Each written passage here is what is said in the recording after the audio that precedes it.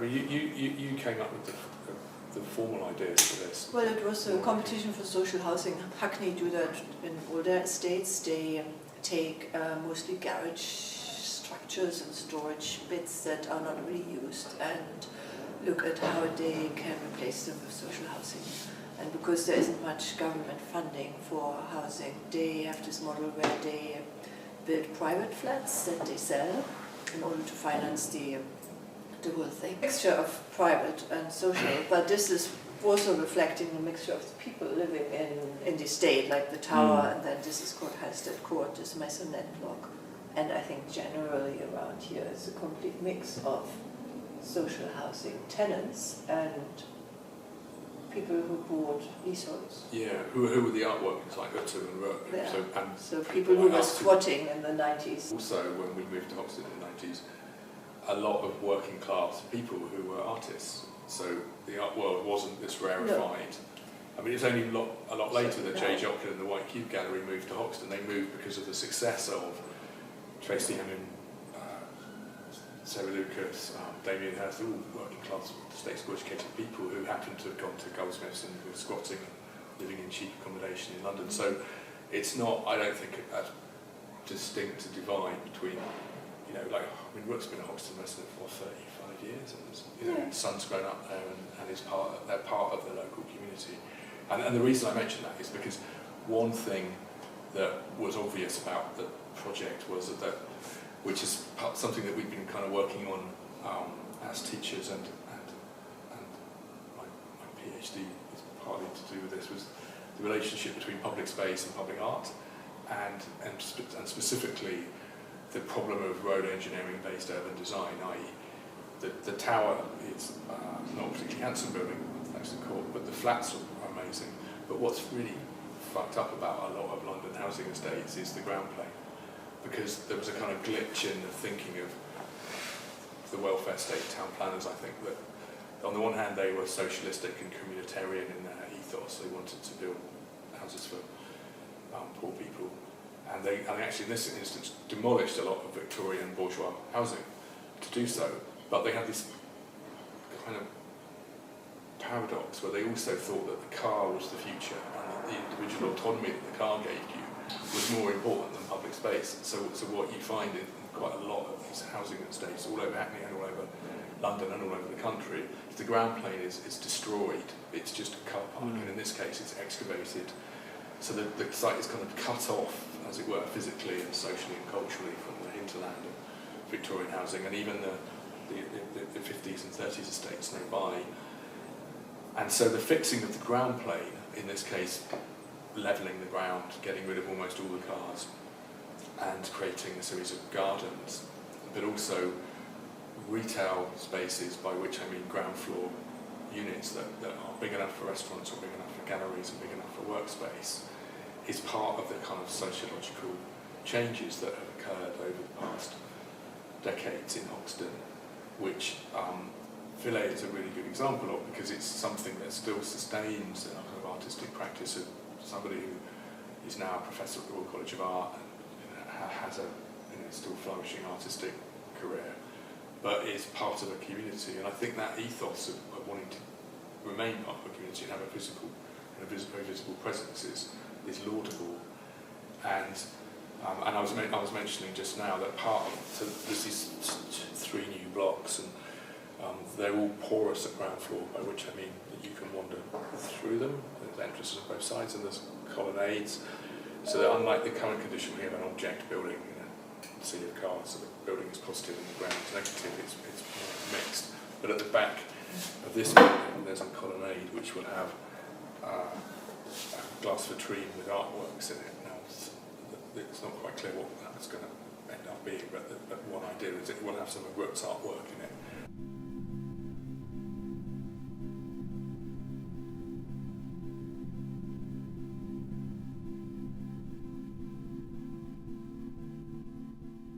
But we made a conscious decision not to put any flats, any housing on the ground floor, because, and we were challenged actually by the council's design reviews, because you have to maximize housing and wired, and some people could have some gardens, which we sort of thought was, within an estate where everything should be shared, where the public land should be shared. You wouldn't want to have some flats with little gardens, but it was important for us to make a proper public realm ground space that this project that connects, makes new routes that connect from East Road to Murray Grove. And Murray Grove is quite an oddity because everything around it is so residential. There are no shops, so it's, that's why Philly is so nice, because it's part of this row of shops, and so this little local shopping street almost is very mixed, and then we thought this could continue within the ground plane of the estate. There are a couple of shop units facing the street, but there's also a residence room right in the center of it, and even if there are not loads of spaces on the ground floor that are publicly usable, because they're part of the, they have the colonnade, such as places to walk through, and there's a lot more place to just hang out, to sit, and to play as well. So this is all that kind of connects, or will connect this. At the moment, the car park is kind of just a block there. That means you can't walk into the centre of the estate. But by putting a block here, which is perpendicular to this part of the road, and perpendicular to the perpendicular to the tower, and then this block here, which is parallel to Murray Grove, it opens up a natural perspective, which means for the first time the tower is grounded. You can see the base of the tower. You can enter your tower. So part of the project is rehabilitating some of the crappy decisions that the architects and the urban designers and the planners made in the 60s, where the car, is the first thing you see, and that kind of rehabilitation of the modernist welfare state housing project is a conscious desire to make the ground plane civic, and thus not putting housing there. Because when you do put housing at ground floor in housing blocks, you there's this problem with these kind of shitty little walls and municipal bits of grass. Privacy. And privacy and the a kind of sort of tension or unresolvable tension between the individual and the collective. By levelling the ground and kind of clearing up the base of the tower, its columns become kind of figurative elements rather than just structural ones, by which I mean there's a colonnade around the base of the tower, there's a new play space here for the children, south-facing aspect. So then you can sit within the body of the building and feel as if retrospectively what was designed in a functionalist, structural design manner will suddenly feel like part of a recognisable cityscape. What this model doesn't show, because it's very abstract, is there's been lots and lots and lots of trees and greenery put back into the city, which hopefully will make a much more pleasant place to be, and will retrospectively make some sense of, as Claudia was alluding to, these kind of incidences that occur, the turning of a shopping rain into an art gallery, and these kind of ad hoc developments that occurred in the 90s and the noughties that suddenly kind of, they don't at the moment have any relationship to the estate or to Murray Grove, but the consolidation of a similar scale of development, of masses, of new blocks, will hopefully kind of stitch things together. So it should feel, when we've finished, I hope, as if that was what was always stage 2 of the development, it was always intended. But it's kind of stage 2 of the thinking, I think, appreciation of the qualities of the modern architecture. The apartments are amazingly kind of dual aspect, corner units, but a kind of respectful, loving critique of what's actually really bad about it, and trying to make it better.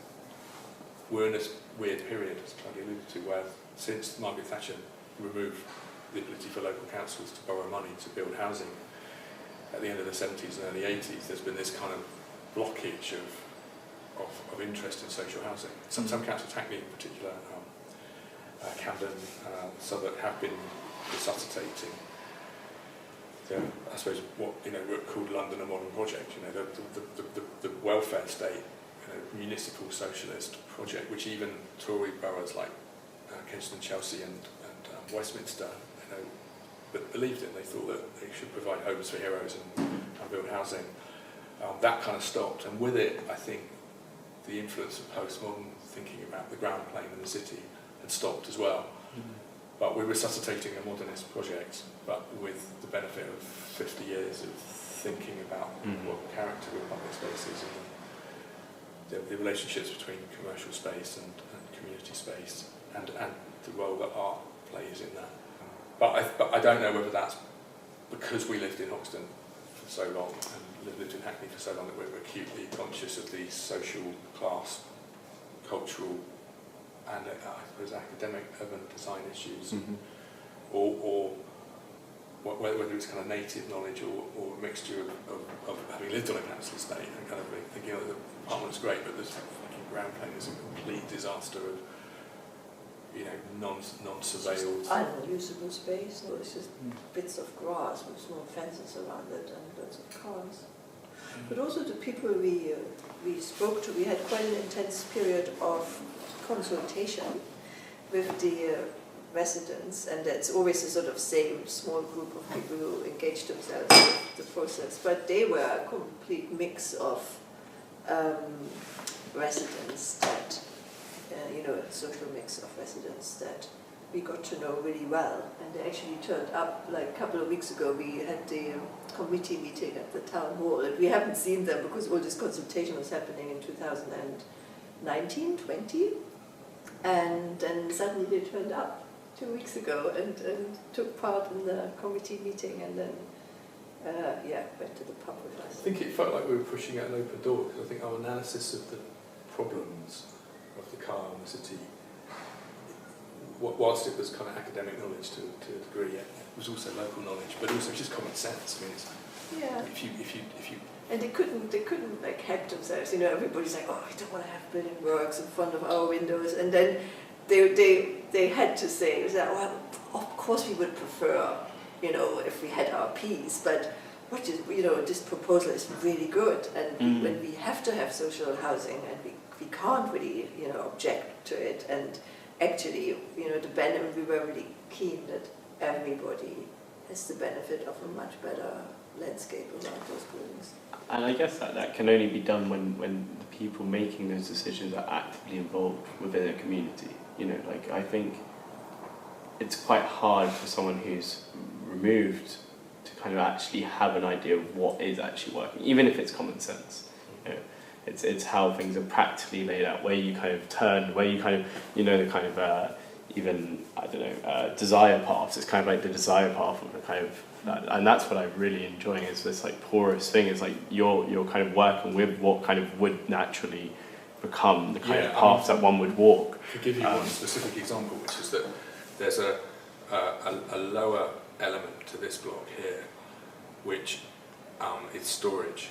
But what it does is it just slightly closes that throat, so it discourages you with the kind of animalistic territorial instinct within people, which I think is quite strong. So that it discourages people from walking past the front doors to people in Hoxton. But the opening of the ground plane of this building as a grand colonnade encourages you to walk that way. And then I think the geometry itself is kind of funneling you across the site this way. So there's a major kind of public route, and then there are minor more private routes for residents, and that layering is what's lacking at the moment. Exactly. And literally, they're kind of top down. It feels as if there's a series of these towers. There's one just over there on Broadway Market. And the rumour is, and it's an urban myth, is that the council just gave a contractor 10 sites in, 65, and said, build them as cheaply as possible. And what they did was they were basically connecting to the drainage runs, because drainage is expensive and difficult to mess with. And so the towers don't really have any relationship to the street pattern of the surrounding buildings, or even north, south, east, west. They're just randomly dropped. So it's literally what's now known as kind of top down, both in terms of lack of consultation. I think modernism, for all of its virtues and benefits, was very ideologically top down. It was a sense that one size fits all. Whereas if you compare that to a bottom up approach, we should say, well, the ground is really important, and that's both a geometrical, spatial, material. I mean, in sociological terms, it's called phenomenology, which is rather than Marxist top-down approach. It's one which grows from community participation and consultation, but that's a term that's appropriated into architectural discourse to mean the material, spatial conditions of relationships between physical things and human beings. And so we adopted that approach to working, and I think it's effectively it's a critique of top-down modernism.